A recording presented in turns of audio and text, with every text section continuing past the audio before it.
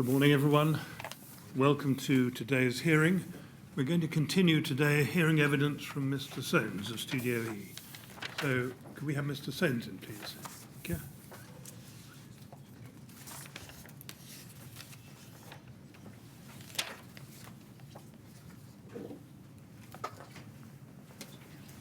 Good morning, Mr. Sounes. Good morning. Are you ready to continue? Yes. Thank you. Yes, Ms. Grange. Good morning, Mr. Sounes. Can I just explain what we're going to do in the first part of this morning? We were looking at Exova and Studio E's involvement with Exova yesterday, and I'm going to carry on that topic, in particular going chronologically through what occurred with Exova in terms of what Studio E were saying to Exova, what information they were providing, and what information you were getting back from Exova. Is that understood? Yes.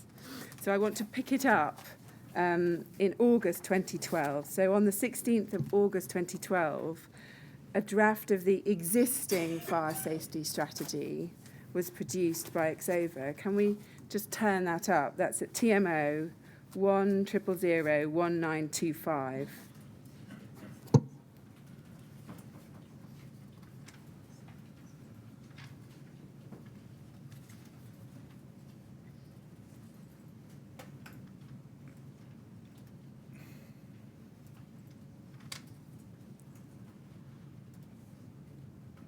We've got that TMO 1001925.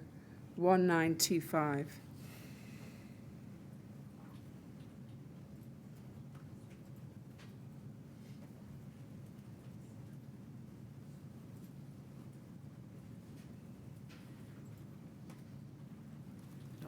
you go. Yes. Thank you. So we can see there from that frontispiece that this is the existing fire safety strategy for the Grenfell project, and it's dated, we can see on the right-hand side at the bottom, 16th of August 2012. Do you see that? Yes. And we also see that it's got the draft watermark across it. Can you see that? Yes. And if we look at page 2 of this, we can see there that it's been prepared by Kate Cooney. Can you see that in the Yes. box? And reviewed by Dr. Claire Barker. Do you see that Yes. there? Thank you. Now, we don't need to look at this existing fire safety strategy, but I want to ask you some questions about what happened after you'd received this. So if we can bring up SEA 6043.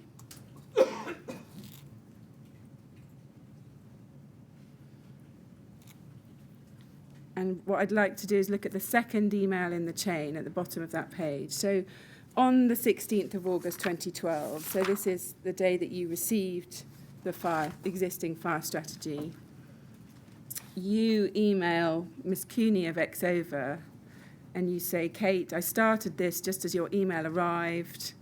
We are submitting for planning next week and need some confidence the stair and escape provisions will work. Please can you comment on the introduction of residential units on the mezzanine level 2? Do you see that there? Yep. And then can we just scroll up to the top of this page? She responds to you later that day. She says, hi, Bruce. The document we have sent through today is for the existing building. I will take a look at the plans you have sent through in the morning and will give you a call to discuss. Do you see that there? Yep. So she's saying there that she's going to call you. I'm just giving you the context for this.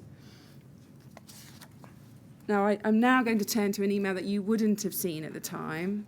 So this is EXO 401279.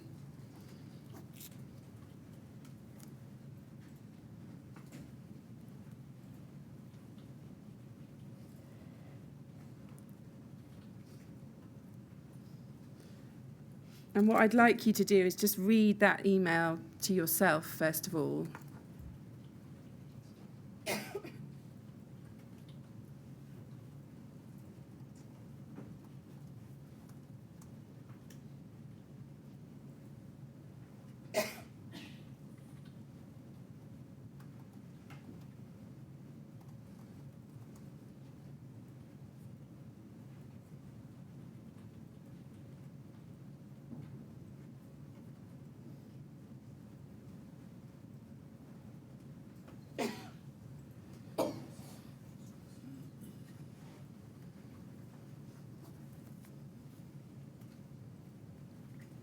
Okay. Okay, and I want to ask you some questions about this. So let's just go over it one more time in terms of what she said in this email. I've just spoken to Bruce in relation to the attached. We have just sent through the existing fire strategy for it. Basically, 1970s, 24-storey residential tower with non-residential use to the first 4 floors. They are now adding additional levels which merges uses around a single stair. Not great.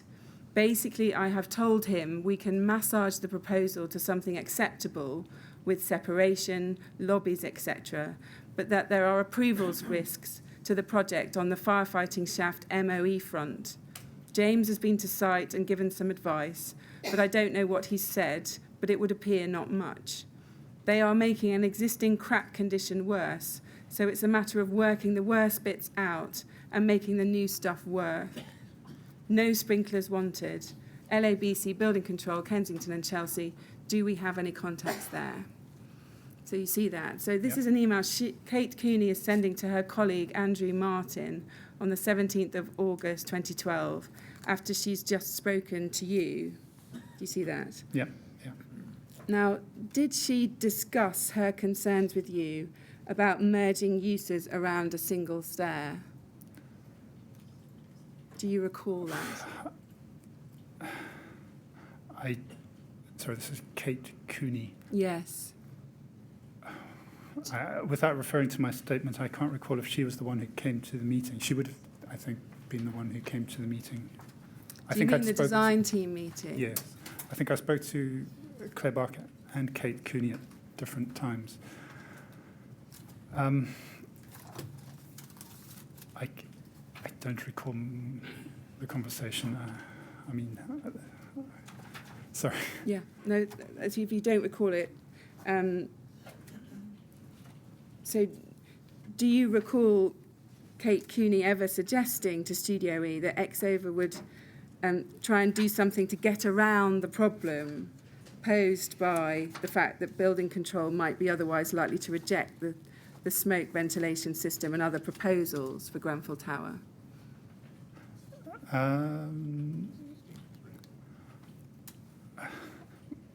Can I just give you my impression reading this? Yes. It raises a level of concern I was not aware of. If that can... Yes, yes. I don't think I was aware of it, even in the report. Yes.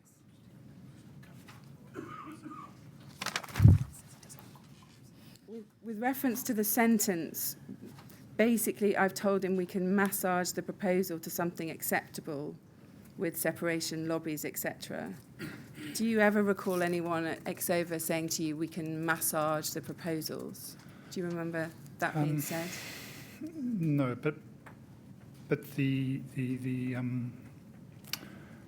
I do recall that this issue of different uses sharing an escape did come up. Yes. Subsequently. Yes.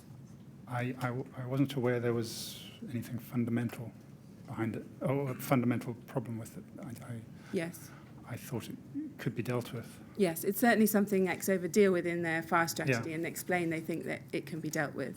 Yeah. And we will be asking them about that.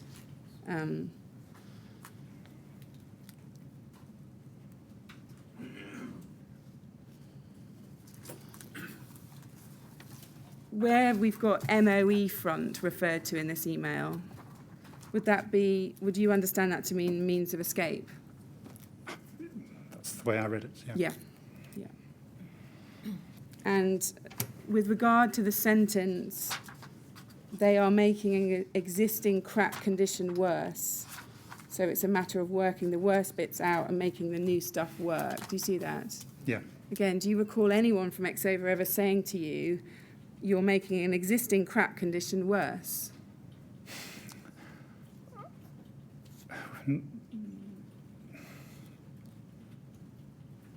As I said to you, if I was to summarize my responses, I don't recall that level of concern about the existing. Yeah. I think it was understood that the building would have complied, but it wouldn't then in 2012. as I Yeah. understand it, if it had been built in 2012. Yes, I see. Yeah. And then there's a comment at the end, towards the end there, where they say no sprinklers wanted. Do you see that? Yeah. Did Miss Cooney or anyone at Exova ever discuss the provision of sprinklers in the building with you? Do you have any recollection of that? I don't have recollection about sprinklers. I know it comes up later with Terry, but at this point I don't recall sprinklers being discussed or raised or as something that may be needed. I don't recall. That's not to say it wasn't discussed. I just can't recall. You can't recall. Was there ever any suggestion to you by Exova that Studio E ought to lobby the client and suggest that sprinklers were advisable? No, I would have registered that. Yeah. I think I would have registered that. Yeah. Okay, I want to go to another email chain, again on the subject of just sticking with sprinklers for a moment. Can we bring up SEA 406742? And can we look at the email at the bottom of the page?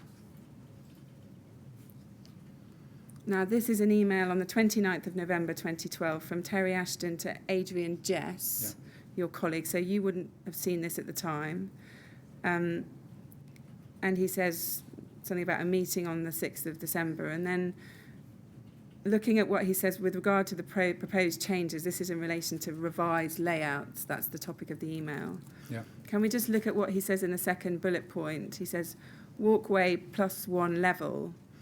I don't see any way of improving the means of escape from the new accessible flat other than by providing a full fire detection system, brackets, an automatic fire suppression system, water mist or sprinklers, would add an extra factor of safety, but we don't want to offer this at this stage. Do you see that? Yes. And then can we just go to the top of this page? This is Mr. Jess's response on the 29th of November to Terry Ashton, and it CCs in the grenfell@studioe.co.uk account.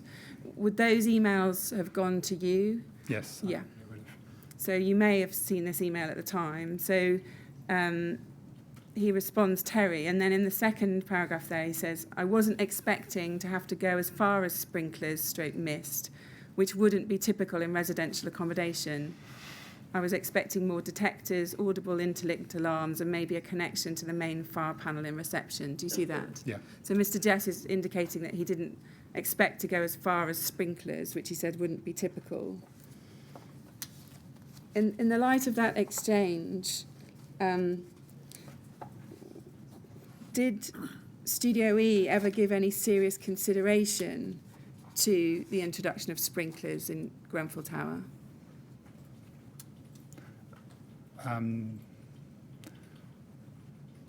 It wouldn't be something we would hold a view on, so I don't think we would have expected the fire consultant to recommend, or building control to advise any requirement. The architect wouldn't normally hold a view on that. I see. So because Exova weren't recommending sprinklers, you say that wasn't something that you seriously looked into? Yes. Yeah. Yeah. Were you aware that approved document B required sprinklers in all new builds over 30 metres? No, I did not.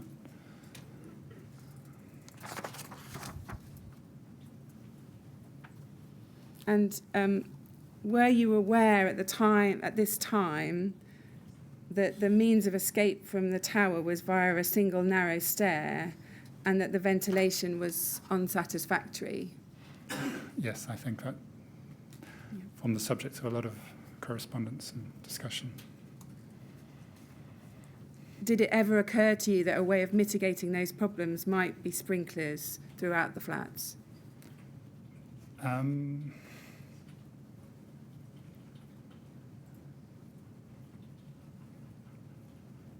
No.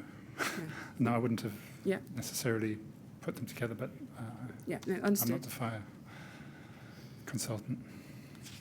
Okay, I'm now going to take you to some emails which lead up to Exover's design note of the 12th of September 2012. If we can just turn to your witness statement, SEA 30144273 at page 61. And I want to look at paragraph 128.4. Just take a moment to refamiliarise yourself with that paragraph.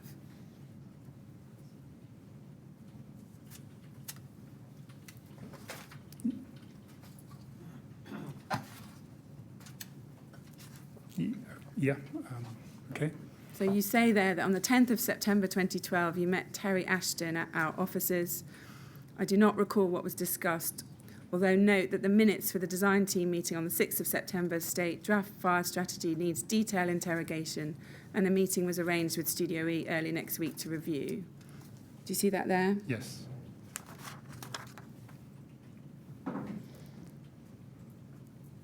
Is it the position that you still can't recall what you discussed with Mr. Ashton at that meeting? I wouldn't say I can remember any detail, but strangely I have a recollection of being in the room, but I don't. Yeah. Yeah. Okay. Yeah. Can we just look at an email chain that's linked to this? If we go SEA 6058.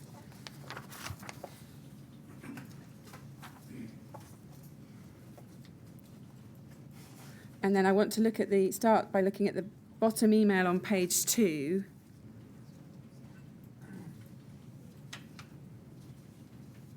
So this is you emailing Kate Cooney on the 28th of August 2012. Do you see that there? Yeah.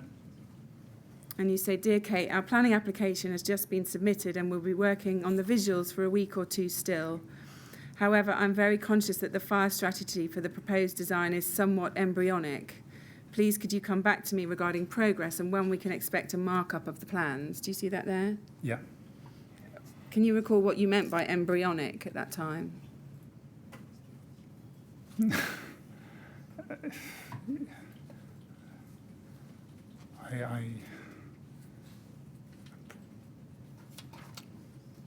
obviously not complete, not still in its draft, or I'm not sure what they'd sent us by that point, but it wasn't. Well, It wasn't as robust as I'd expect it to be. The documents appear to show that there was Mr. Gashton's commentary on the 22nd of May with the marked up drawings, and you had the existing fire safety strategy by that stage. Yeah. But there doesn't appear to have been anything produced in writing by Exover in relation to the fire strategy for the refurbishment project by this stage. Yeah. Yeah. So moving up, at the bottom of page 1, Ms. Cooney responds on the 10th of September saying she's been away on leave. Apologies for the delay in getting back to you. I only returned from leave on Friday, and she says she'll send up some preliminary markups to give you an idea of possibilities with the current layout. Do you see that? Yeah. Yeah. And then at the top of the page records that Mr. Ashton is coming in to our office at 3 p.m. today. And then you say, no need to duplicate work. Looking back on this, do you think that the meeting you had with Mr. Ashton might have been to talk about the existing fire safety strategy that you received from Exover?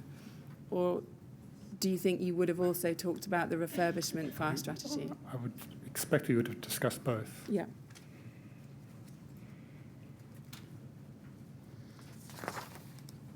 Now, I just want to look just at 3 references in design team meetings so we can see what Exover knew from those design team meetings about the overcladding by this stage. I want to go back to the design team meeting on the 19th of April 2012. Can we turn that up at TMO 10003011143?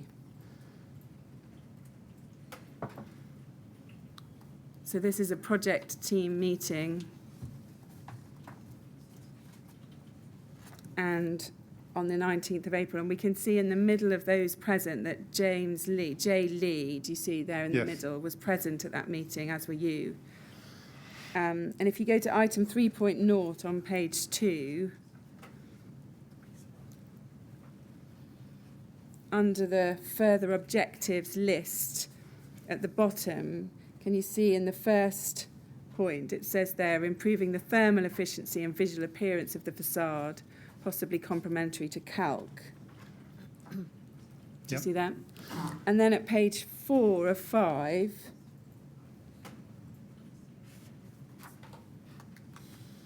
there's a post-meeting note at item 6. If we can just zoom in on that, thank you. So this is a post-meeting note, meeting with RBKC planners, and in the last subparagraph there, it says, the planners responded negatively to aluminium rain screen as a cladding solution, calling it plastic. They would like to see the character of the tower retained or enhanced, even suggesting leaving the diamond piers exposed. They would prefer to see an insulated render system. Do you see that there? Yeah. So do you agree that it would have been obvious to Exova, if they'd read those minutes, that there was a proposal to overclad the exterior facade of the building? Sorry, just the date of these notes again? Sorry, these The notes meeting are date? 19th of April 2012, so quite early Oh, on. yes, quite early, yes. Yeah. Well, James Lee was Present. attendance, yeah. Yeah.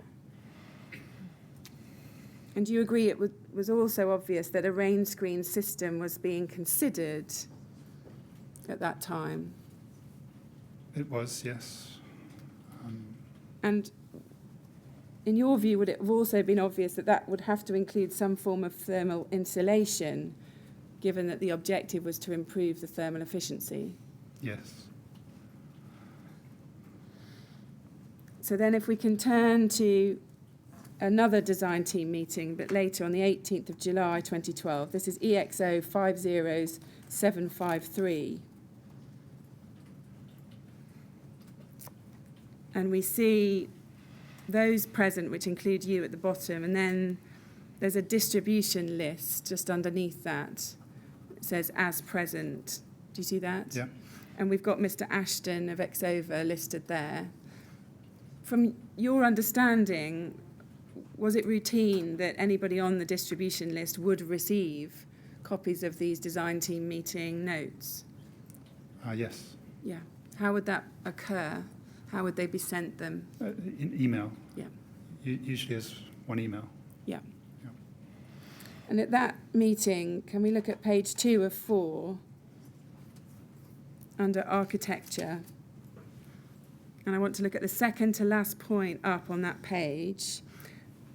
Do you see there's a paragraph that says this: zinc rain screen emerging as front runner aesthetically for cladding.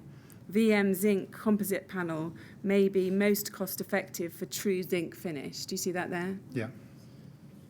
So again, do you agree that if those minutes had been read by Exova, it would have been obvious that a zinc composite panelling was being proposed as part of the exterior cladding?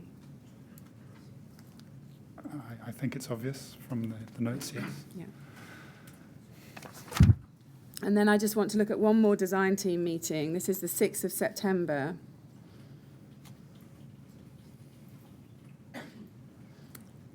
This is SEA 406157.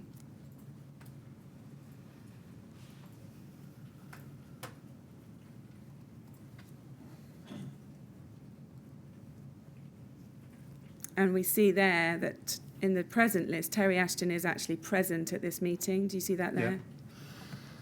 And if we look over onto page 3 under the heading costs, we see just one item up from the bottom of that section. There's a line that says SE, Studio E, to provide updates, measures for external cladding elements. Do you see that? Yes. And then back onto page 2, under the heading fire, there's a note here about Exova. If I can just read that to you. Exova need to understand the existing situation and whether LFB do test the system twice a year and what was behind the proposed upgrade works to the smoke, exhaust, fire. The statutory position on the design needs to be established as it's not possible for building control to insist on enhancements. And then we also see below that draft fire strategy needs detailed interrogation, and a meeting was arranged with Studio E early next week to review, and we looked at that.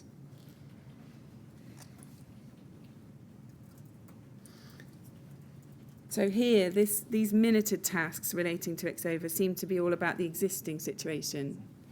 Do you agree with that? Well, yes, but But again, in your mind... Sorry, did you want to add something? Sorry. you pulled up an email a moment ago about chasing them for... Yeah, you're chasing for the Progress. refurb strategy as well, Yeah. but just here, Yes, it seems to be talking about the existing situation. Do you agree? yes. Can I just ask you about the sentence, the statutory position on the design needs to be established as it's not possible for building control to insist on enhancements. Can you just explain what you understood that to mean?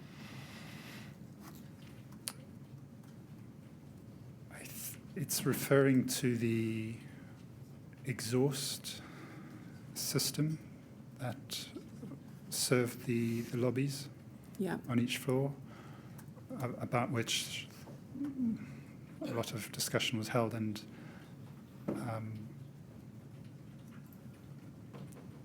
Terry's saying he needs to establish the statutory position. I assume he needs to understand how it worked. In other words, what was approved. That's my understanding. Do you think it might be trying to understand what the existing system was capable of doing? So they could decide whether there was any betterment or I guess. non-worsening? Yes, I think it was. Yeah. I was never clear myself, so I think there was a lot of uncertainty on how that system should work. Yeah. Okay, thank you. So I now want to turn to the design note which Exova produced on the 12th of September 2012. Let's turn that up. This is at TMO 1001562.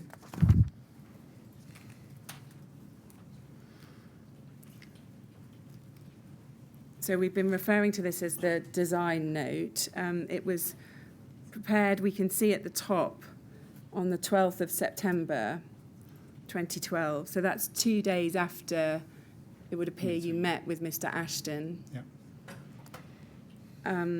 And then if we scan down the note, we can see from the blue headings, we see in the middle of that page that it says compliance with the Building Regulations 2010, and we have a heading for compliance with B1, means of warning and escape. Do you see that there? Yes. And then we have a section of the report that deals with that. And then if we go over onto page 3, the next main heading, you see in the middle of that page at 3.2, says compliance with B5, access and facilities for the fire service. Do you see that there? Yes. So is it right that this note only dealt with B1 and B5 of the functional requirements in the building regulations? Yes. Yeah. And it doesn't deal with B2, B3 and B4, does it? No, doesn't appear to. And this is despite Exova having been made aware on a number of occasions of the proposal to overclad the building, including the possible use of a VM zinc composite panel. Do you agree? Given that the meeting was a few days prior, yeah. Did the lack of any consideration of the B4 requirement cause you any concern at this stage? No, it didn't. We were principally concerned with the proposed scope of changes. And in other words,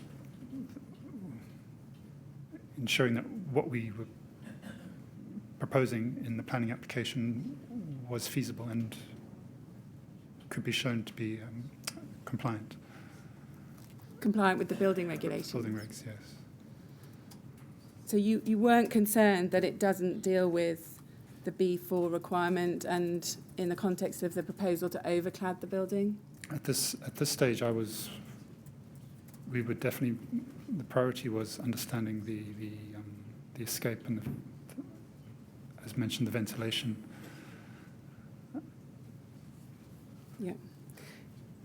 Can we turn to your witness statement where you deal with this point? This is at SEA 000014273 at page 61.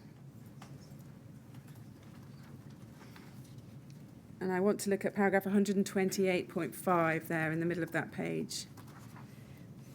So you say there, on the 12th of September 2012, Jean Watt, Exova, emailed me attaching Exova's design note 1. That's the note we just looked at. The note provided an outline fire safety strategy for the proposed refurbishment of the tower. It focused on means of escape and access stroke facilities for the fire service, which reflected our conversations with Exova.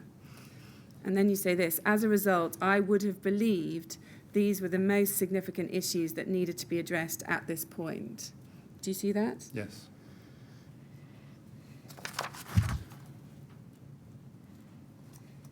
So you say there that the design note reflected conversations that you'd had with Exova. Do you think that meant the conversations you'd had, for example, on the 10th of September with Mr. Ashton? Yes. Was it? Yeah, 10th, yeah. And is it right that because your conversations with Exova at that point had focused on means of escape and access facilities for the fire service, that is why the design note included that content? Yes, I think that's probably correct.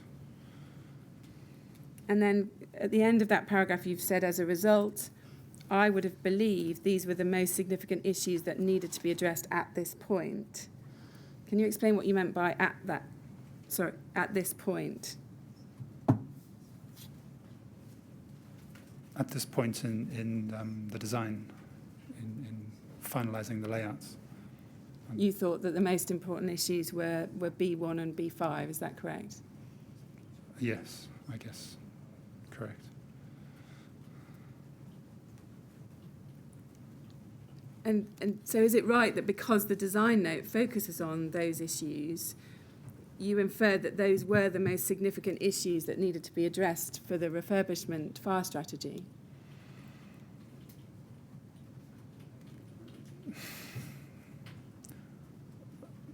That's extending it a bit. I think as a designer, you're looking at the risk to what you're doing, and clearly the more fundamental risk was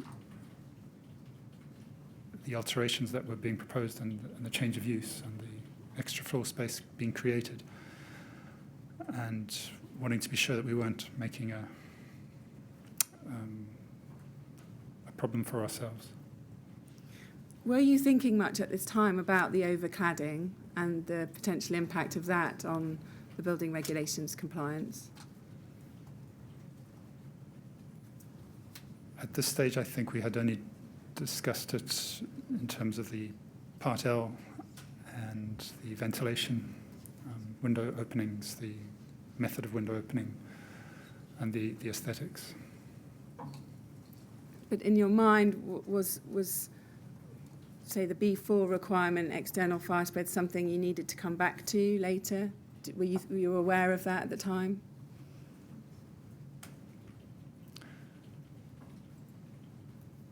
I mean, we touched on this yesterday. My understanding was at the time that what was proposed was routine. Yeah. It would be revisited formally at an application, but if we were adopting a standard practice, we wouldn't expect there to be any concerns. I understand. Did you consider that the design note contained sufficient information to progress the design for REBA Stage C? I think that's a judgment which is quite difficult to make without reassessing it, but I think we were still waiting for the final report. So I'm sure that I wasn't entirely confident without the report, but I think the discussions and the design note gave some level of comfort. Yeah. Yeah.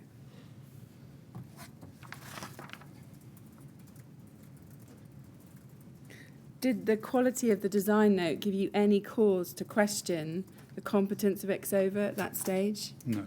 No.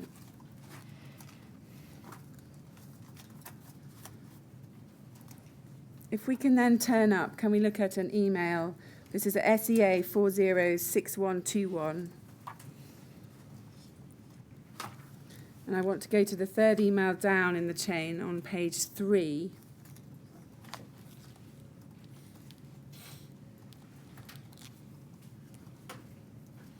And what we see here is this is an email from you to Mr. Hale and others at Appleyard. Do you see that at the top? Yeah.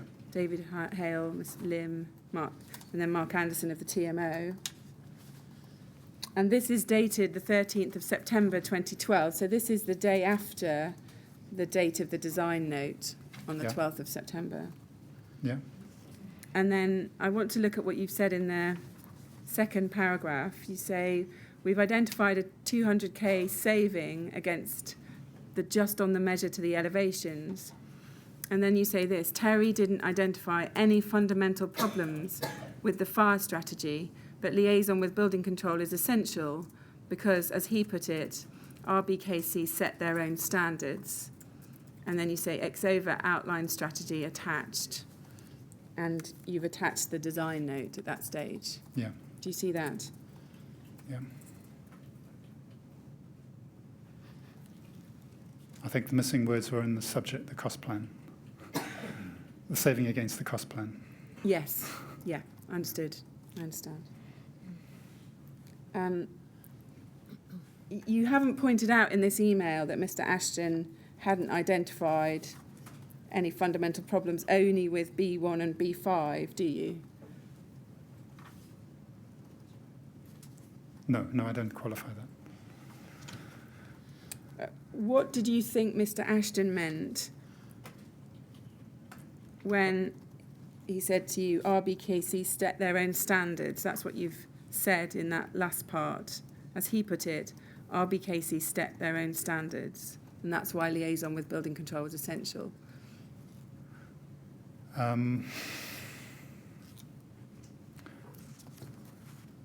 At this point, my understanding was that building control had quite a wide prerogative as to what they could agree or insist upon as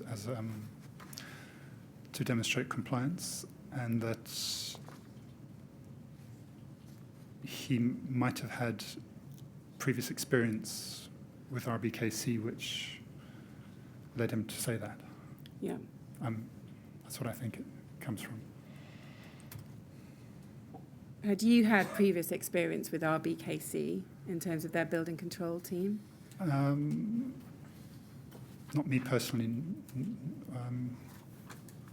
We met them in December, didn't we, after this? No. Yeah. No. Okay. I'm now going to ask you a series of questions about consideration that was given about disabled people in the tower. Can we look at some minutes of a client meeting? This is MAX 708, dated these are minutes from a client meeting of the 28th of March 2012.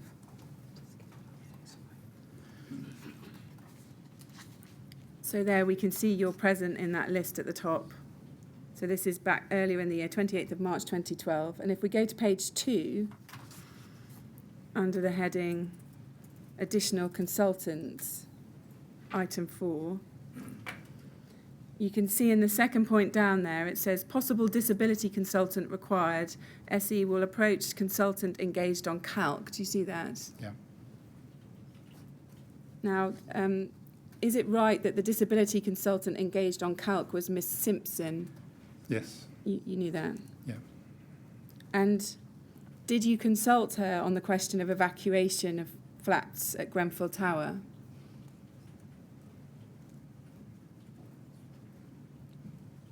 I don't recall doing that, or specifically raising evacuation of disabled. That's your question, correct? Yeah. No. Do you recall having any discussions with Miss Simpson about Grenfell Tower as distinct from the Calc project?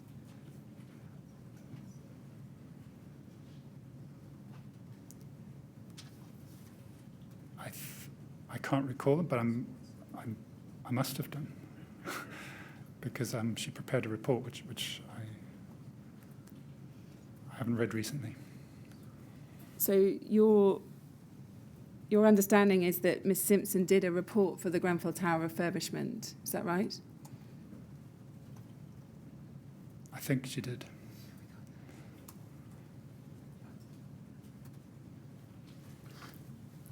Did you ever have any discussions with the TMO about there being residents with restricted mobility in the tower?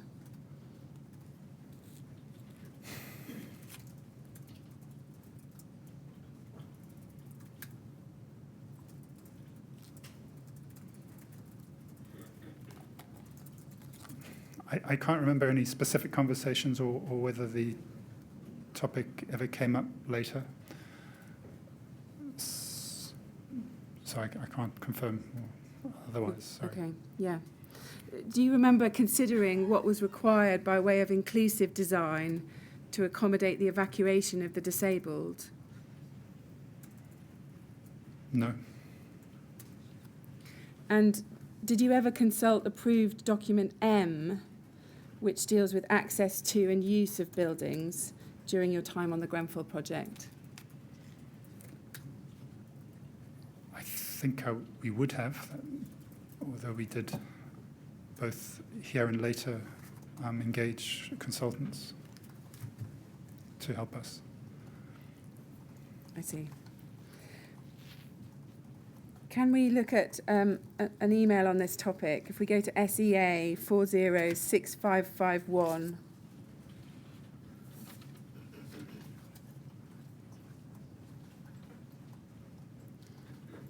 Now, this is an email dated the 11th of November from Mr. McQuat. I think can we look at the bottom email here? So this is the 11th of November 2012 from Andrew McQuat of Max Fordham to Adrian Jess of Studio E. Do you see that? Yeah. And the subject is Grenfell Tower Facilities for the Disabled. Do you see that? Yes. And he says, "Hi Adrian, are there going to be any new refuge areas in lobbies? If there are, I think we will need to provide a refuge telephone system to provide two-way voice communication between the fire refuge and reception. It would be good to know if you covered this with building control." Do you see that? Yes. And then if we can go to Mr. Jess's response at the top of page 1 on the 12th of November. Just before we look at what he says, do you note there that he's CC'd his response into the Grenfell at studioe.co.uk address?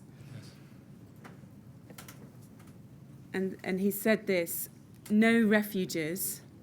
Mass evacuation is not part of the existing fire strategy, and we are following their lead. Generally, people stay in their flat unless their flat is on fire. I assume the intention is for vulnerable people to refuge in other flats on the same floor before being evacuated by the fire brigade." Do you see that there? Yes. Now, do you know whether the Studio E had been informed by the TMO that this was what the plan was for vulnerable people or those with a disability in the tower? No. So no, you don't recall whether you were told by the TMO, or no, you think you weren't told that by the TMO? I don't believe we were told. I think Adrian's words there, I assume, suggests there was no direct knowledge from the TMO. Were you ever party, from what you can recall, were you ever party to any discussions around the plan, the evacuation plan for vulnerable people or those with a disability? Was I ever involved? In discussions about that topic? No, I can't recall. Do you recall any discussions about something called PEEPs, Personal Emergency Evacuation Plans? No.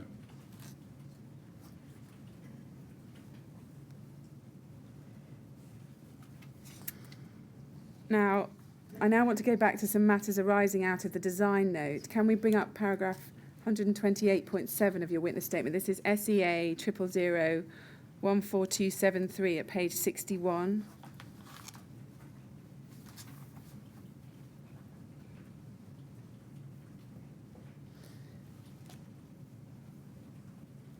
So if you can just read that. Sorry, which paragraph? Yeah, sorry, the one at the bottom, 128.7. Just read that to yourself, and then maybe we'll read over the page as well and the remaining paragraph.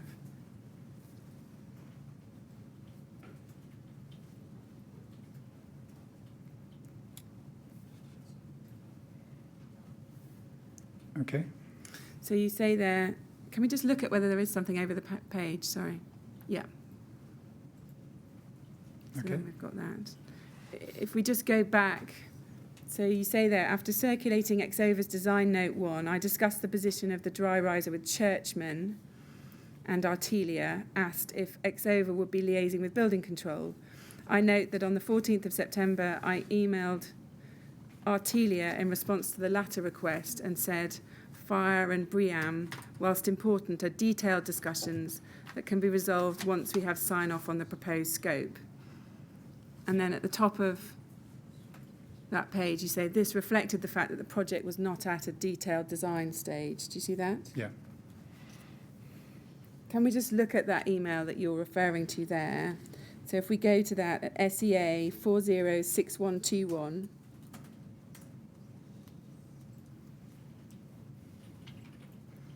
if we can blow up the top half of that email. So this is you on the 14th of September 2012 to David Hale of Appleyards and others, including the TMO.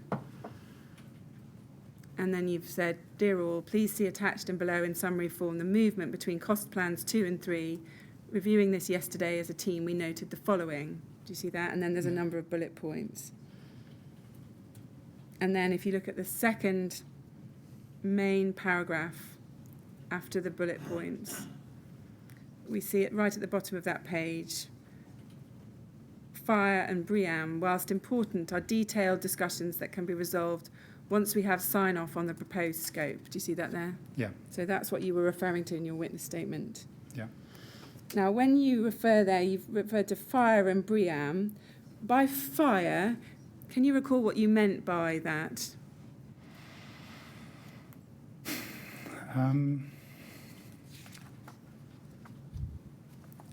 No, and I haven't reviewed this recently to try and explore what it might have been. Could that have meant fire safety? Um, On the basis that that was a detailed discussion that can be resolved once you got sign-off on the scope? I think these are budgetary allowances.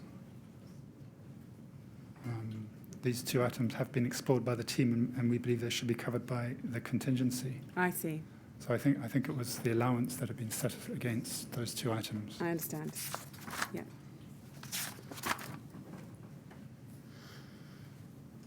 So I now want to turn on in the chronology to October 2012. If we can turn to an email chain, if we can bring up LBI 50620. And I want to go to the bottom email of the chain at the bottom of page 2.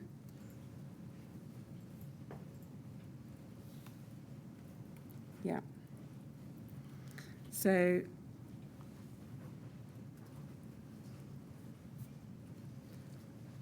this is an email that we're looking at from Colin Charles of Ledbetter to Mr. Cushel on the 10th of October 2012. And I think we can see, just if we scroll just further up before we read that email, that you are copied into this. Can we just go one page up? Yes, so when Mr. Cushel responds, we can see that you're copied in. Do you see that there at the bottom of the page? Yeah. So just going back to the bottom of page 2 and what Mr. Charles of Ledbetter said to Mr. Cushel. If we read there, he said, Andre, I've still to receive a satisfactory response from the design team with reference to the concerns raised by the GAG.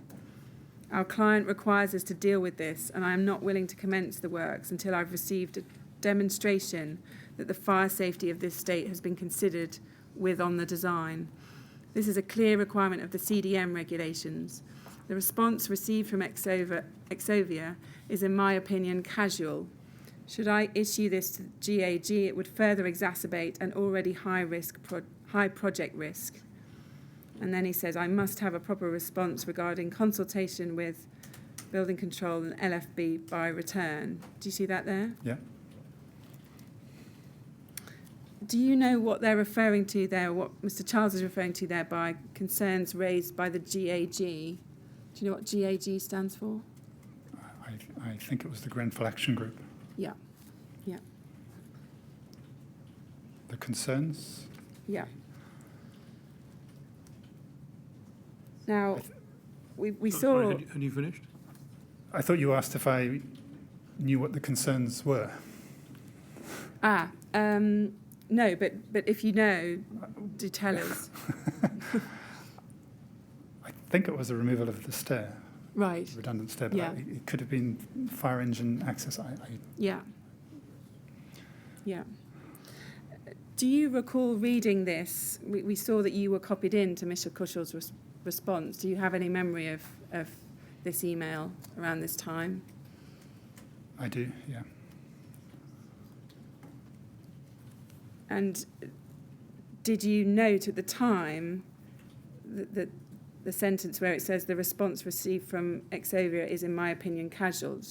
Should that read Exova? I think so. Yeah. So is it right that there was some dissatisfaction at this time about Exova's response? This is in relation to the CALP project, yes? Yes, and I can't say I remember seeing a response on this, whatever this issue was. At this point, Yeah, so I can't comment on whether it was casual. yeah. Did it ring any bells for you that Exova is being reported to have been casual by Mr. Charles? Do you remember noticing that at the time? I don't remember noticing it. No.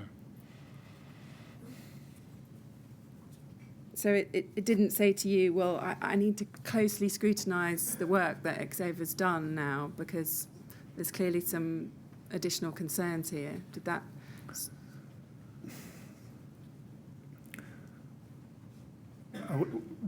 Exova were obviously our sub-consultant, and this is a relatively firm email from Colin, and he wasn't satisfied with the content or the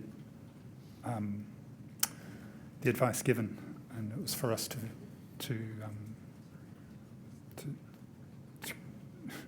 ensure that a proper answer was provided. Yeah. Can we now look at another email, SEA 406394.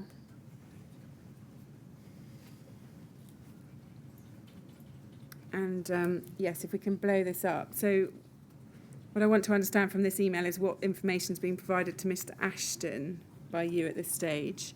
So this is an email from Mr. Jess to Mr. Ashton. You Yeah. see that at the top. Again, the studioe.co.uk general email is CC'd in here. It's dated the 23rd of October 2012. And we can see that it attaches something called Grenfell work packages, a draft of work packages. Yeah. And then it says, everyone has confirmed the workshop for 2 p.m. on Thursday. And then they say the plan for Thursday is to initially have a brief discussion on respective design issues to highlight areas for further coordination, with a particular focus on allowing Terry to make contact with RBKC Building Control as soon as possible. Do you see that? Yeah. So there was clearly a plan to have a meeting, a workshop on Thursday with a focus of allowing Terry, would that be Terry Ashton, Yes. to make contact with RBKC as soon as Building Control as soon as possible. And can we just look at the spreadsheet that was attached to this email? This is SEA 406395. So this is a spreadsheet of work packages for Grenfell Tower, dated the 23rd of October. We can see that in the top lines. Do you see that? Yeah. And then under the column on the left-hand side headed Architectural Strategy, can you see there's a number of references to overcladding. Yeah. Overcladding podium insulation, overcladding podium insulation, overcladding insulation, zinc rain screen. Do you see that? Yeah. So there's a number of references, new curtain walling, overcladding rooftop plant room. Do you see all that? Yes. Yes. So do you agree that it would have been completely clear to Mr. Ashton, if he'd looked at these work packages in this spreadsheet, that the package of work included the overcladding of the entire building? I'll be honest, because the work packages were being prepared for what we understood would be a novation to the main contractor, and given that Exova wouldn't be necessarily preparing detailed design packages, I'm not sure he would have necessarily scrutinized this document. But to go back to the point, was he aware that the building was to be overclad? I would say yes, definitely. Yeah. Yeah.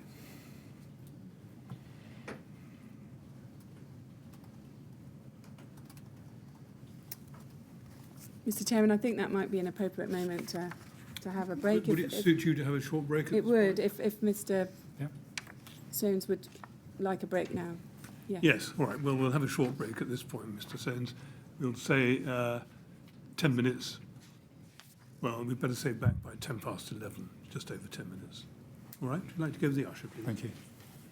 Oh, and don't talk to anyone about your evidence. Thank you.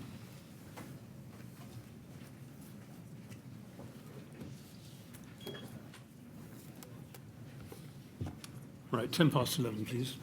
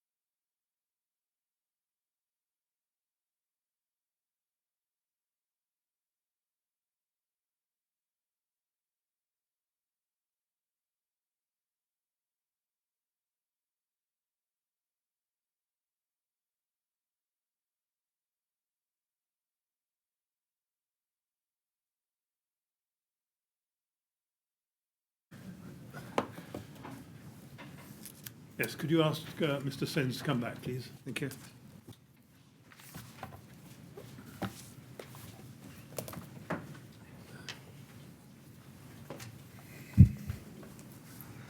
Okay. You okay to carry on, Mr. Sounes? Yes.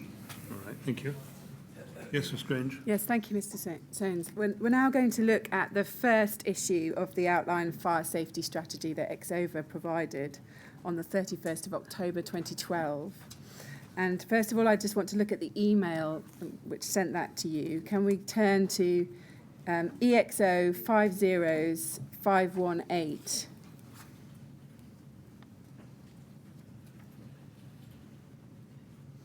And if we can blow that up, we can see here that on the 31st of October at 4:21, so 16:21 p.m., we see that issue 1, Margaret Trenner, who's an administrative assistant at Exova. Hi, Adrian. Please find attached issue 1, outline fire safety strategy for the above project. The report is sent by email only. Do you see that there? Yes. So you're receiving this on the 31st of October, or Mr. Jess is. And then if we can turn up the report, this is at EXO 50519. So we see here Grenfell Tower outline fire safety strategy. Do you see that? Yes. And we can see it's dated the 31st of October 2012 in the bottom, issue number 1. And then can we turn over to page 2, and we can see that it's been prepared by Mr. Terry Ashton and reviewed by Mr. Sean McElhenney. Do you see that there? Yes. And then can we turn to the introduction to this report, which is on page 4?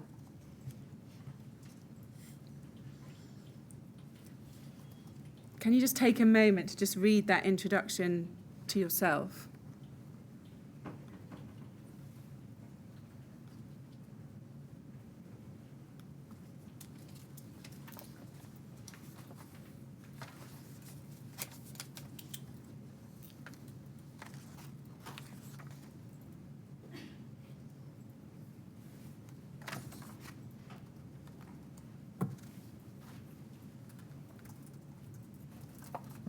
Okay.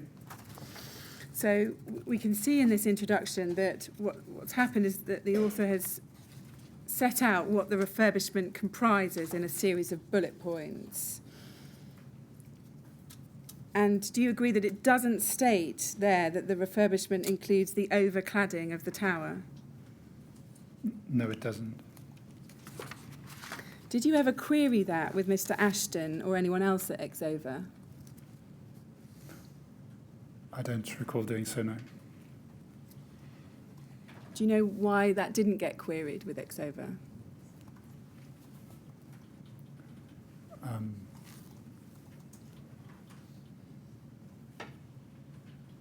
not sure I can answer a negative like that. I can't say. You can't say. I can speculate, but Do you remember noting the omission at the time you read the report?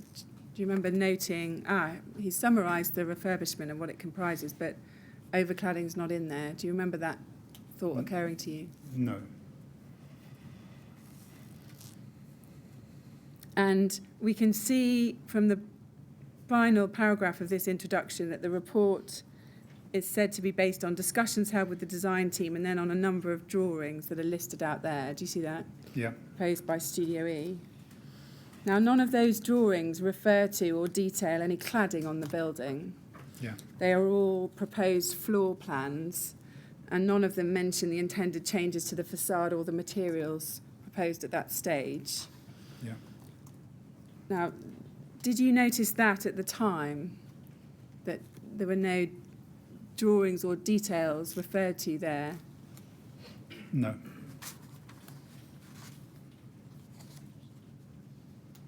Did you ever check with Exova whether they had sufficient drawings, specifications and details required to produce advice on the overcladding of the project?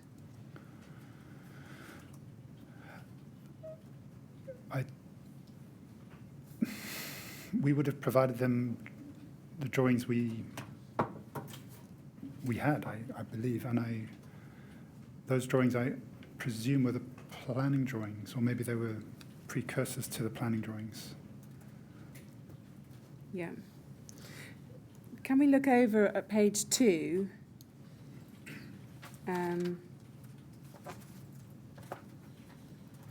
Sorry, that must be a wrong reference. Can we go over the page from where I was? So that was on page 4. Can we go over to page 5? Yes. And can we look at paragraph 2.1 at the top?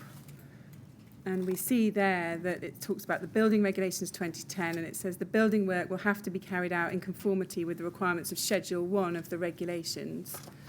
Do you see that? Yes. And then it explains to satisfy Regulation 4, it would be necessary to ensure that where the building is altered, it is no more unsatisfactory in relation to the requirements of Schedule 1 than it was before the works are carried out. You see that there? Yes. And then they've set out the requirements of Schedule 1 relating to fire safety, and we have B1 down to B5. Do you see that? Yes. And then at the very bottom there, we see a sentence that states, compliance with these requirements is normally achieved by meeting the standards contained in approved document B, ADB, and or BS 9991. Do you see that there? Yes. Was it your understanding, based on reading this report, that Exover was primarily assessing compliance based on the standards in ADB or BS 9991?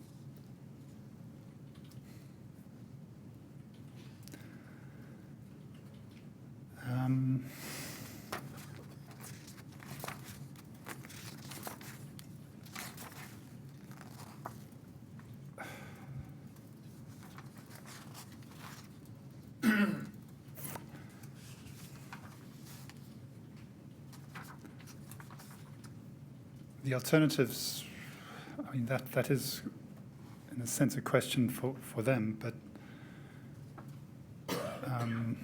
it does read to me as a bit of a template, standard bit of text. Oh, I see. So if you're asking me if I thought that they were going to use approved document B to assess the scheme, I think that's for them to answer. I see. Guess, if that's your question. So let's just think about what your understanding was at the time. Was your understanding that they would be primarily using approved document B to assess the scheme? I'm not familiar with BS 9991. And approved document B involves a fair degree of interpretation. So how you interpret standards in this context, I'm not sure. I see. So that was, in your view, was that a matter for them? Yes. How they interpreted those standards? Yes. Yeah. Now, we're going to look in more detail at this fire strategy, but before we do that, I just want to look at something else. On the same day that this fire strategy was sent, i.e. the 31st of October 2012, Studio E issued its REBA Stage C report. Can we just look at that? If we go to ART 408396. And we can see here that this is an email from Adrian Jess to David Hale and others, headed Stage C report. And we can see it's dated the 31st of October 2012 at 11:37 a.m. Do you see? So that was sent in the morning. Yeah. And can you see that on the CC list, Mr. Ashton is one of the recipients of that email? Yes. And then you say, Mr. Jess says, please find attached the Studio E FTP location for the Stage C report. What was an FTP location? It stands for File Transfer Protocol. This was a service that we used to allow large documents to be circulated without cluttering people's mailboxes. Yeah. So that's a link that somebody can click on and go to the Studio E Stage C report. Is that right? Yes, essentially an online folder Yeah. with the files available for download. And you'll recall, we looked at it a minute ago, that issue 1 of the outline fire safety strategy was emailed by Exova to Mr. Jess at 4:21 that afternoon. So is it right that issue 1 of the outline fire safety strategy came too late for it to be incorporated into the formal reporting package for REBA Stage C that Studio E put together? Correct me, I thought we did include it in the final report. Or did we not? So I think what we'll discover is you include it in your Stage D report, Did we not include it but at it's stage not C? in the Stage C report. Right.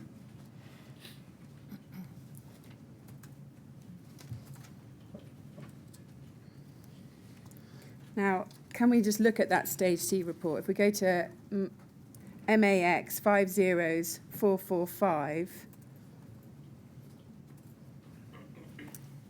so this is the Studio E Grenfell Tower Regeneration Project Stage C report. Do you see that there? Yeah.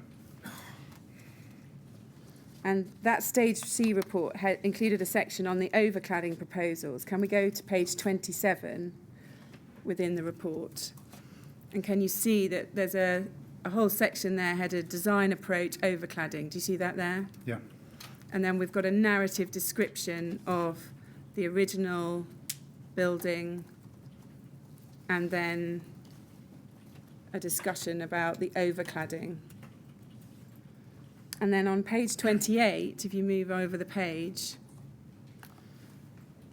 we can see under materials in the middle of the page, can you see it says there a zinc composite rain screen cladding is proposed to the upper levels? And then it explains that there are various advantages of zinc. Do you see that there? Yeah. And we can also see some sketches. Just zoom back out again.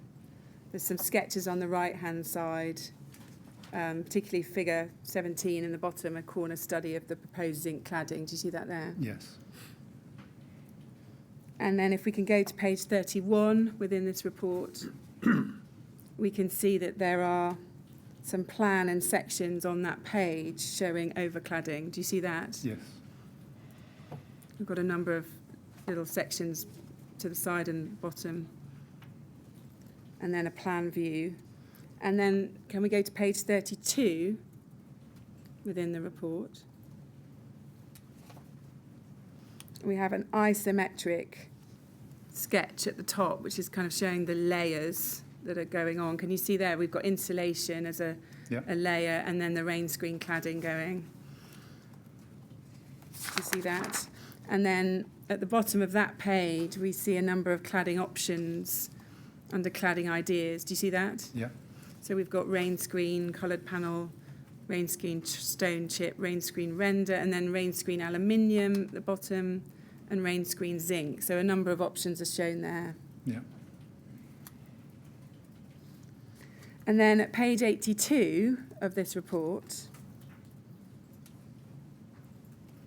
we can see this is within a Max Fordham, this is Max Fordham's Stage C report, their own Stage C report, which was incorporated in the Studio E Stage C report. And under the heading 4.0 Refurbishment Response to Existing Energy and Environmental Issues, can you see in the table on the top right-hand side that 4 lines down, it says insulation, new, Celotex FR5000. Do you see that? Yeah. So we know that the proposed insulation is Celotex FR5000, and there's also reference to zinc cladding, new rain screen immediately above that, or sorry, 2 lines above that. Can I Yeah. go back a few questions? You asked me, I think it was the meeting of the 10th of September, whether I recalled the content of the meeting. Yeah. And I said I could remember the room. Yeah. Most memories are usually quite, you're quite sure of because of their vividness. Yeah. And I remember elevations on the table. Do you remember having elevation drawings showing the cladding? Showing the proposed. The proposed cladding. in front of you when you talked to Mr. Ashton? I'm almost sure we discussed it. Yeah.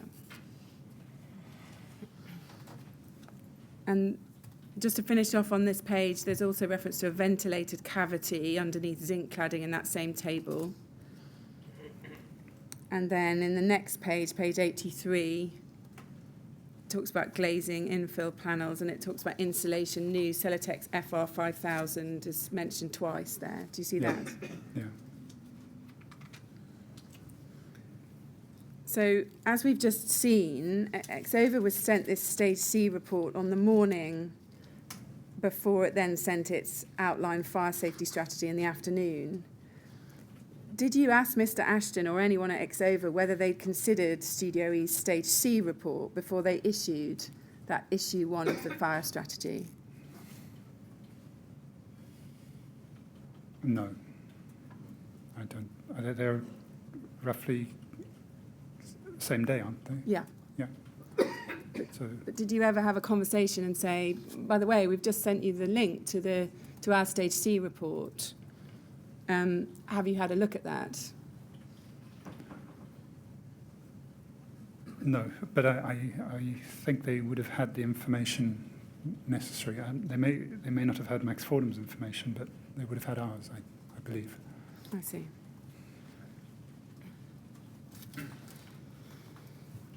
Can we turn back then to issue 1 of the outline fire safety strategy? That's EXO 50519. And I want to go to paragraph 2.1 on page 5 of this report. So we know, just to orientate ourselves back in this document, that the requirements of Schedule 1, B1 to B5 are listed there. And then, can we go to page 8 of the document? So, if you look at the very top of that page, we've got a paragraph 3.1.4, compliance with B4 external fire spread. And it says this: it is considered that the proposed changes will have no adverse effect on the building in relation to external fire spread. But this will be confirmed by an analysis in a future issue of this report. Do you see that? Yeah. And that's the only other place where B4 is addressed in this report, other than the short list at the beginning.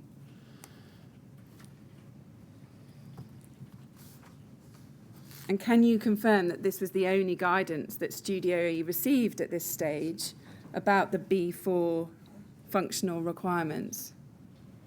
Yes, to my knowledge. Now, looking at that first sentence, where it says, it is considered that the proposed changes will have no adverse effect on the building in relation to external fire spread. Sorry, it's all one sentence. Looking at that sentence, there's reference there to the proposed changes will have no adverse effect. So what was your understanding of what those proposed changes were? The overcladding, the insulation, and the replacement windows. Plus, obviously, the extra, well, the change in the form of the building by filling in the podium level. But it included, on your understanding, the overcladding of the whole of the tower from levels 4 up to 23. That's certainly how I would have read it, yes. Did you ever go back to Exova and ask to see an analysis of what proposed changes they were saying would have no adverse effect? No. Did it ever occur to you to do that, to check with them what proposed changes they had taken into account? As I said a moment ago, we understood that what was proposed was fairly routine and something that all consultants would be familiar with. Carrying on within that sentence, what did you understand the statement, this will be confirmed by an analysis in a future issue of this report? What did you understand that to mean?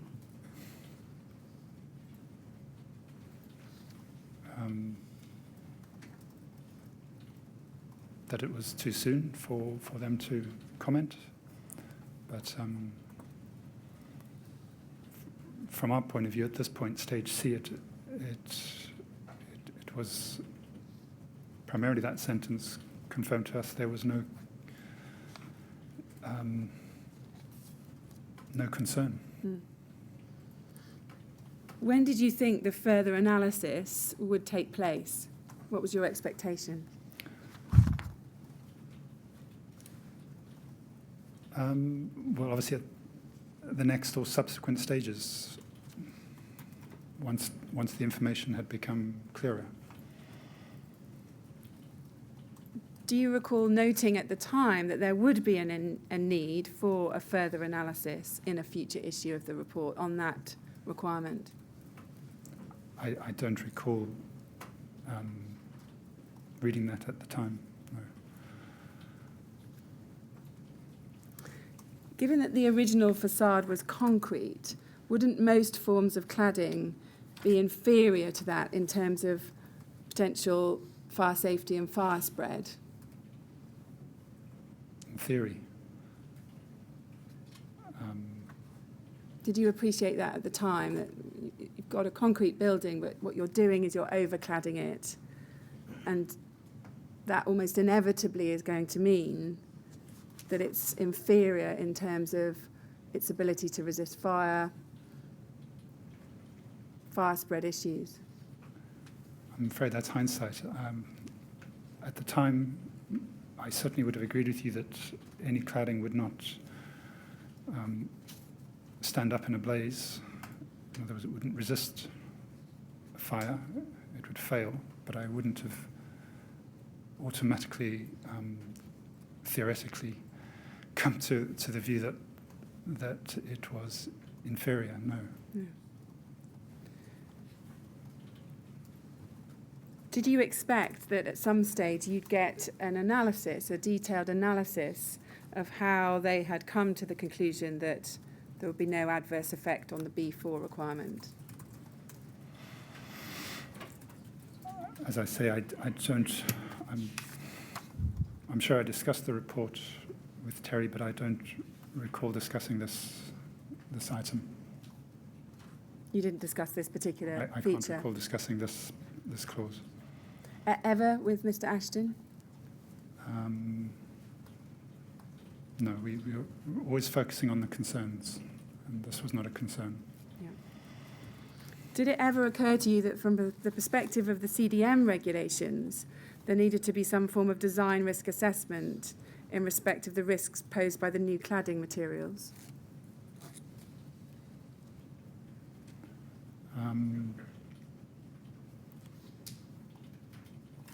Yes, I think that's covered in the Stage D risk assessments.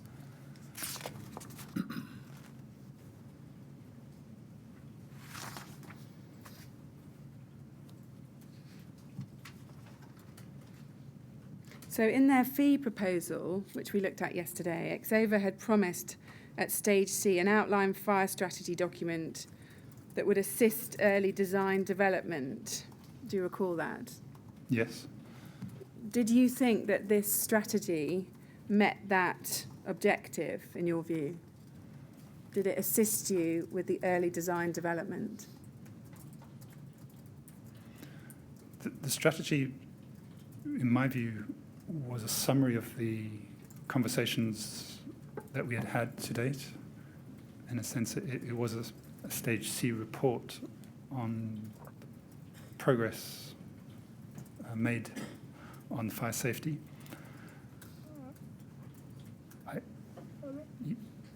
The reason for obviously wanting fire input is not to progress the scheme in such a way that you're doing something that you shouldn't. So that's where I mentioned I think it was yesterday, that it needed to be integrated to some degree with what was shown on the architectural drawings. It couldn't be a something to consider afterwards. It shouldn't have posed problems for us to deal with in the next stage. It should have resolved any problems or sought to address any problems at that stage. Did you ever compare the information that you got from Mr. Ashton on this B4 requirement with that that you got from Miss Kate Cooney in her existing fire safety strategy? Did you ever do that comparison? I don't recall comparing them. I obviously remember discussing them with Kate, her report. Can we just look briefly back at that? If we go to TMO 1001925 at page 14.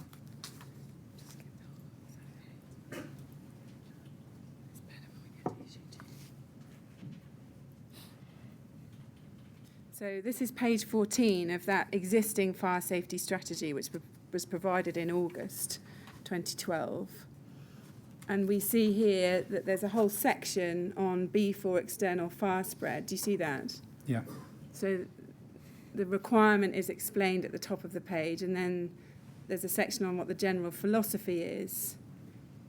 And then do you see under external wall construction, section 6.2, the external surface of the building, which is more than 18 metres, should have a surface classification of class 0 or class B. Do you see that? Yes. So would you agree that Ms Cooney here is giving details of what the requirements are for the existing building? And you agree? That's what we're getting here. Against the then current regulations? Yes. Yes. Yeah. And effectively at this stage, she's dealing with a building that was just entirely concrete on the exterior, wasn't she? Plus the windows, yeah. Plus the windows, you're right. Yeah. Now, can we go back to the first issue of the fire strategy that you got from Exova? And I want to look at what was said about requirement B3 in this first issue. If we go back, EXO 50519.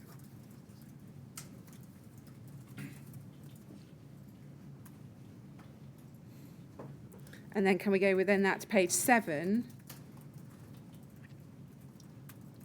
And if we can zoom in on the bottom of the page, this is where compliance with B3, internal fire spread structure, is addressed. Do you see that?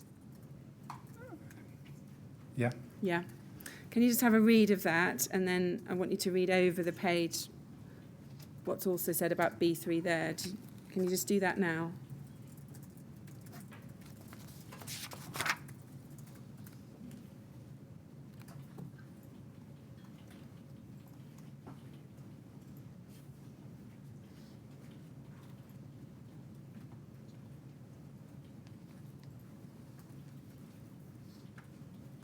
Okay. So yeah, if you can then finish by reading that top paragraph.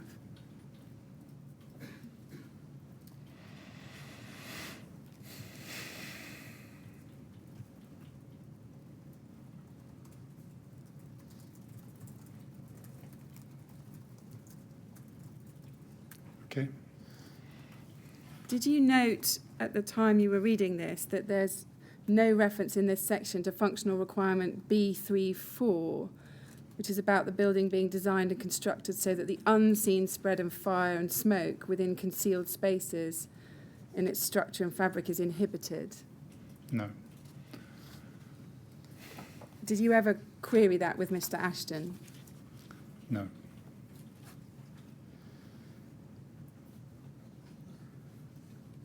Can we then look at your witness statement? Can we go to SEA 000-14273 at page 140?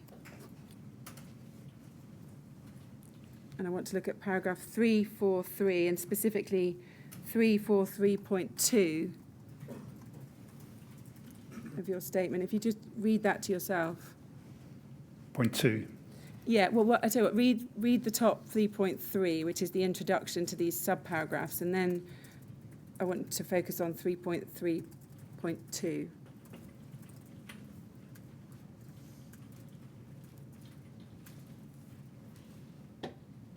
Okay. So you're saying at meetings you would have presented the proposals, including the zinc, metal cladding and insulation, but I do not recall anyone raising the issue of cladding not being compliant under Part B4 of the building regulations. And then you say the reasons you believe we did not investigate this are, and then at 343.2 you say our research and consultations, including with Exova, had not revealed any specific concerns or fire risk associated with the proposals, and nor the materials. Do you see that? Yeah. So were you relying on Exover's advice in respect of any specific concerns or fire risks associated with the proposals and the materials?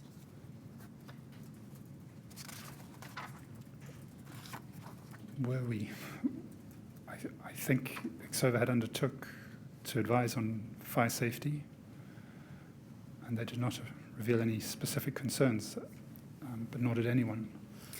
You start that subparagraph there by saying our research and consultations, including with Exover. Yeah. What did you have in mind then? Were there other pieces of research or consultations which you had in mind which hadn't revealed any specific concerns? The suppliers, the various suppliers that we approached, Yeah. up to that point and October and beyond, other consultants, Yeah. We're going to look at some of those exchanges. contractors, some of the Sorry. contractors. The contractors hadn't raised any concerns. Yeah.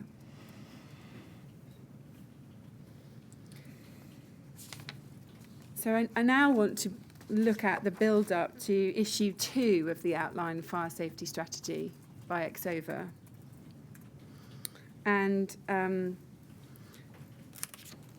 it would appear that the Studio E's first meeting with building control happened on the 6th of November 2012. Do you recall that?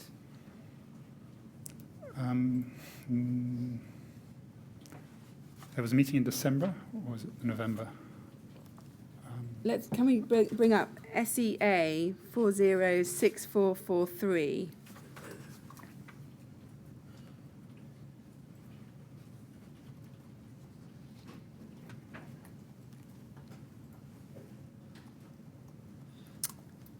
So what we see here in the bottom email is Terry Ashton emailing John Allen at RBKC. That's John Allen at RBKC Building Control, isn't it? Yes. And then the subject, CCing Adrian Jess, and the subject Grenfell Tower. Further to my earlier email, please see attached our report. Do you see that? Yes. So this appears to be Mr. Ashton sending issue 1 of the fire strategy report to Building Control directly. Do you see that? Yes.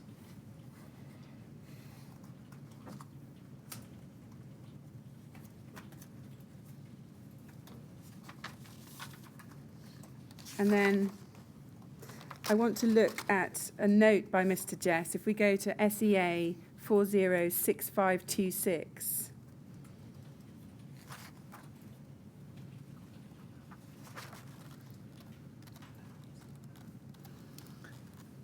So what we see here is this is an email from Adrian Jess to Terry Ashton and others of Appleyards, Ledbetter, on the 7th of November 2012. And it's RBKC Building Control notes. And then he begins, Terry, please find below notes following our meeting with RBKC Building Control regarding fire strategy and subsequent discussions with Andrew at Max Fordham and yourself by way of clarification of the outstanding fire issues. Now, just to be clear, I think you say in your statement you weren't at that meeting with Building Control. Is that right? No, I wasn't. Yeah. And did you see Mr. Jess's note, this email note of the meeting that they'd had with Building Control? Would you have seen that at the time? I would have been copied in, and I would have expected to have spoken to him on his return. If we look down this note, it's quite a long email, but if we go through it, what we can see is there is no reference in these notes to any discussions about cladding or overcladding. There's a heading about firefighting, about hard standings for fire engines, etc. there. Issues about the mezzanine level, walkway level. Then we've got a separate heading you see at the bottom of that page, smoke ventilation. Yeah. If we can go over onto the next page, there's a whole section on the smoke ventilation system. then in the next subtopic is means of escape, detection and containment. Do you see that there? Yeah. And there's a detailed discussion about means of escape. So there's nothing at all there about the proposed cladding to the tower. Can we look at your witness statement, paragraphs 145 to 146? This is SEA 14273 at pages 70. Start with page 72.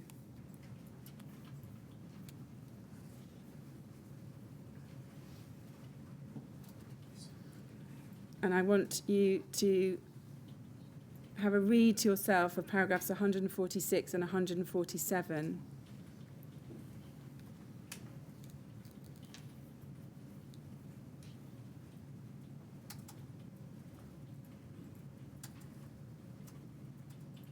So this is where you are, just to be clear, at 145 you are discussing the meeting that Adrian Jess had with Terry Ashton and Building Control on the 6th of November 2012. So you want me to read 146? No, so yes, can you read 146?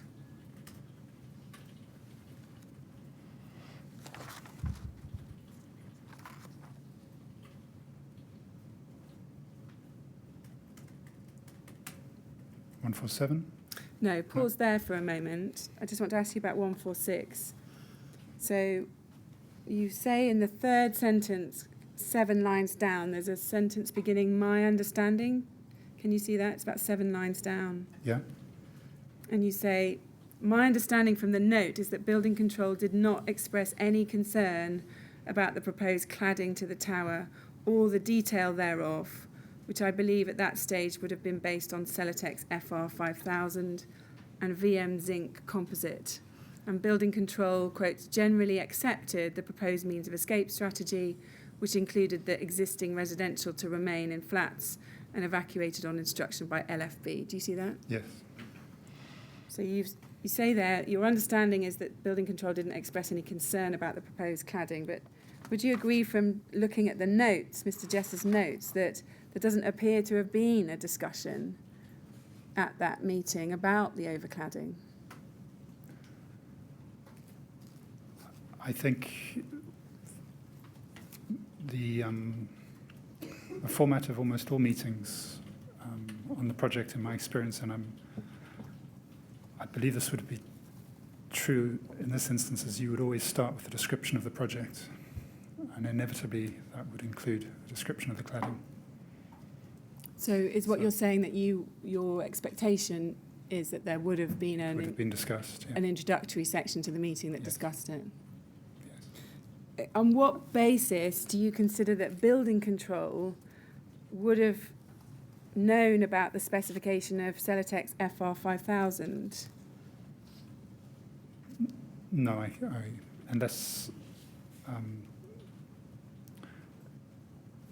unless Adrian had taken a printout of the report and drawn it to their attention, I wouldn't know.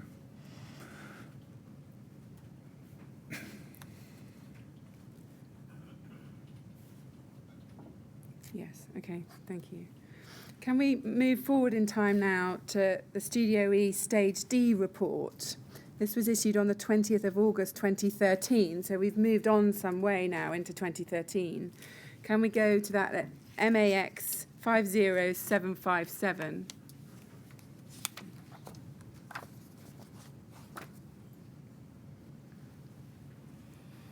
And this is your Stage D report, August 2013. We've got the date there.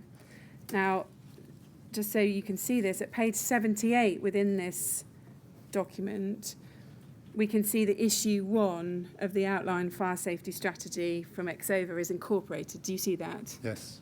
So I think that, to help you, that's the report in which it got incorporated.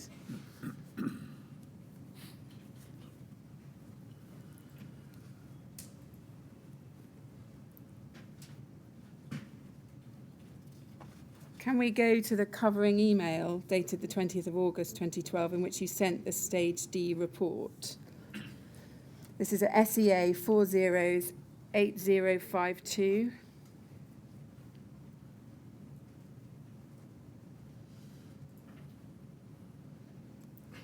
We can just zoom in on that. So this is you emailing a number of individuals here on the project on the 20th of August, Grenfell Tower Stage D report, and you say, please see below a link to our completed Stage D report. And we've got the link. And then just below that, you say, Exover's fire safety report from January is included, as is the updated BREEAM pre-assessment. Now, I just want to ask you, you've referred there to a fire safety report from January is included. Do you agree that that must have been an error? Because it was the fire safety report from It was version October one. Yes. 2012 that was included.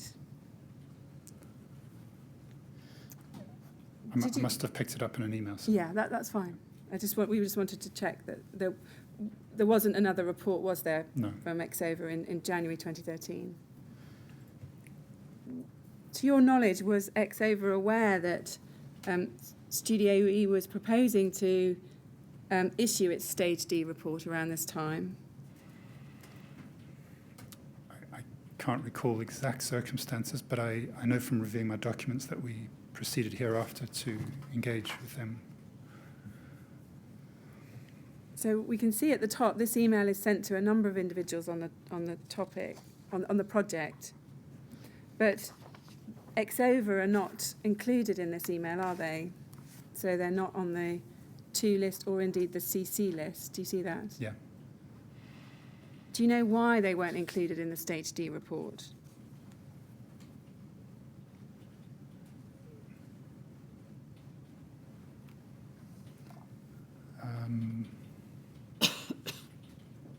No, it may look like an oversight, but I know that we were about to engage in detailed design and that they would be involved.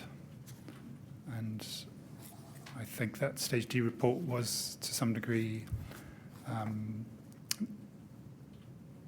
caveated with some introduction, the executive summary pointing out that many of the engineers' reports were now different from Right. the architectural scheme as it stood. So it was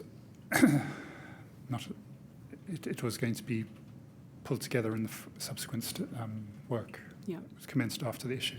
So it was a way of formalising a transition to the next stage. Do you recall providing Exover with the Stage D report at any other time? Exover. Yeah. But in this, I don't recall. No. I don't, unless it's in my statement, but I don't recall. And do you recall Exover ever asking you to see the Stage D report? No. Can we just look at that Stage D report? It's at MAX 50757.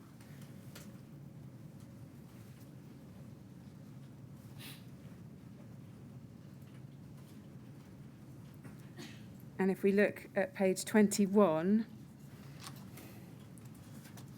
within the report, so again, what we see here is a narrative description of the design approach to the facade. Do you see that there? Yeah. The existing building, and then the concept for the design, the cladding design brief. And then can we go on and look at page 29? And do you see there, we can see under the heading Tower Exterior, Yeah. it's identified the proposed Celotex FR5000 installation. That's actually in the middle column on the right-hand side. Sundry installation proofing work, Celotex FR5000. Do you see that? Yes. And I think it's got pre-patinated zinc rain screen cladding as well. Sorry, can someone just zoom out? It's further up. Yes. So H92 in the middle column. Yeah. Rain screen cladding, pre-patinated zinc rain screen cladding on aluminium cladding rails with insulation fixed directly to existing concrete, and details are given there. Do you see that? Yes. And then the insulation is underneath. So those details are included in your Stage D report. Can we now look then at issue 2 of Exover's outline fire safety strategy? This is dated the 24th of October 2013. So almost a year after issue 1 of the outline fire safety strategy, and almost a year after Studio E sent the link to the Stage C report, we get this second issue. Can we just turn it up? So it's at EXO 50430. So here we see Exover's outline fire safety strategy dated 24th of October 13, and issue number 2 is at the bottom. Do you see that? Yeah. Now, do you know which rebus stage issue 2 of this outline fire safety strategy was prepared for? At this point, we understood we were in stage E. And did you have any understanding as to which stage Exover were providing this report for?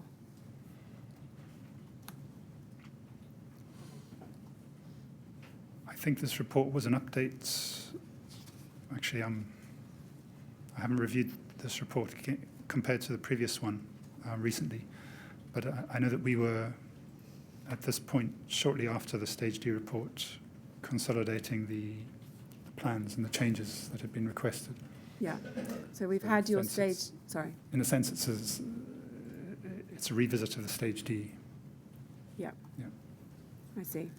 Because we've had your Stage D report in August 2013, and then this comes in October 13. And can we go on within this to page 4 and the introduction? Again, just take a moment to just read that.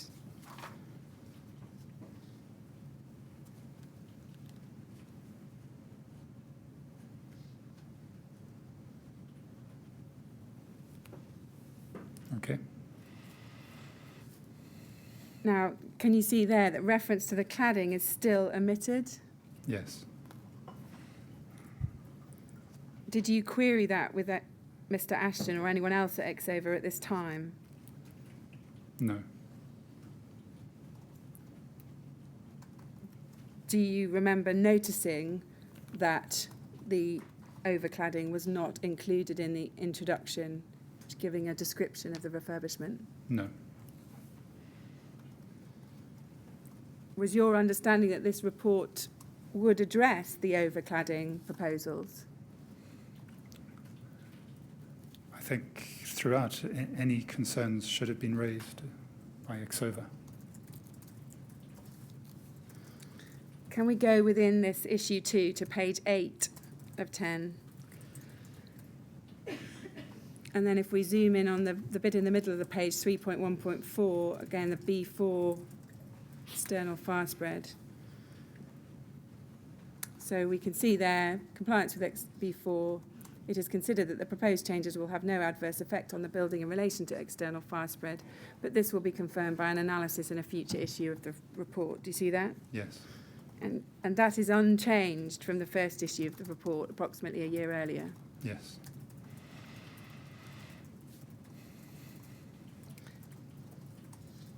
Did you ever query with Exover where their analysis was of the external wall information that was contained in your Stage C report? No.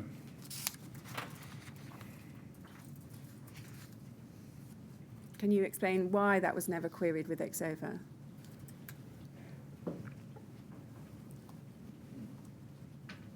At this stage, no, but at this stage, this is a strategy report highlighting issues that need to be addressed. No issues were identified.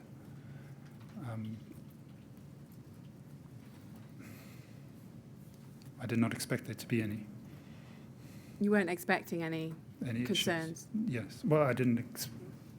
I didn't expect any. It hadn't been mentioned at any point.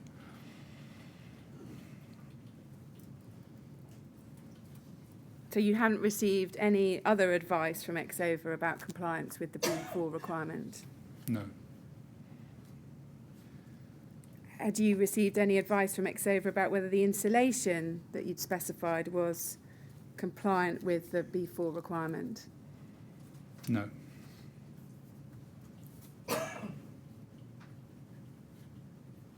Did you ever think about going back to Exova and asking that they provide advice on the external wall as promised in their fee proposal? I repeat, there was no concern identified, and we did not think to follow it up. Did you ever think it might be helpful for them to explain to you the basic performance requirements which the external wall would be required to meet?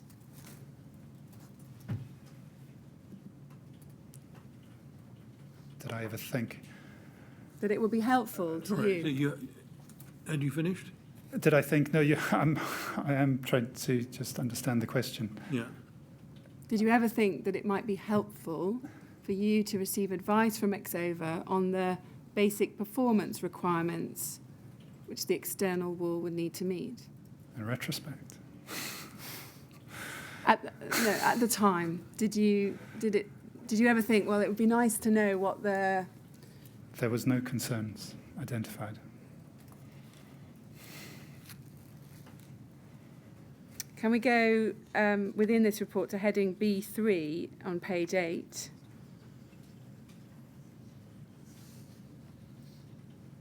And this section remains unchanged, so there's nothing further in this section from issue 1. And do you agree that there's no guidance to the design team here about fire stopping or cavity barriers? No. Did it ever occur to you that it would be helpful to get advice from Exova on fire stopping and cavity barriers in their formal report? At stage D, no. It's a strategy report. On that topic, can we just look at an email around this time? So this is EXO 50586. And if we can look at the third email down on this page.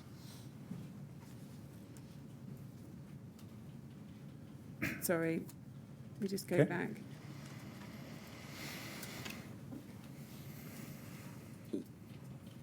Sorry, it's the email from Thomas Reck at the bottom of that, sent on the 1st of November 2013. And he's saying there, "Evening, Terry.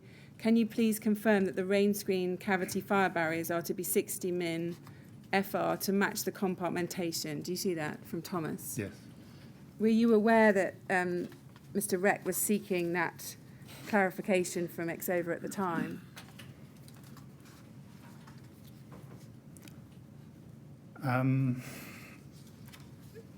In preparing my report, we didn't have access to this email.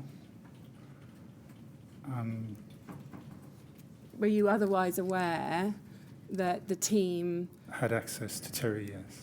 I think I did. had access to Terry? Yes, but do you ever remember being aware that they were seeking advice from him about the cavity barrier requirements?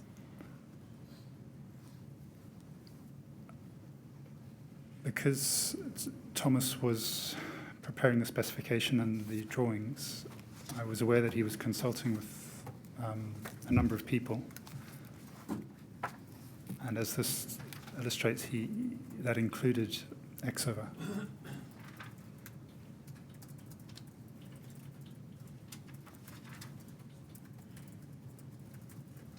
Mr. Chairman, if we're going to have another morning break, this would be an appropriate moment. Yeah. Yes, all right. We'll have another short break now, Mr. Sounes. So if you go to the usher, please don't talk to anyone about your evidence. We'll resume at 12:15, please.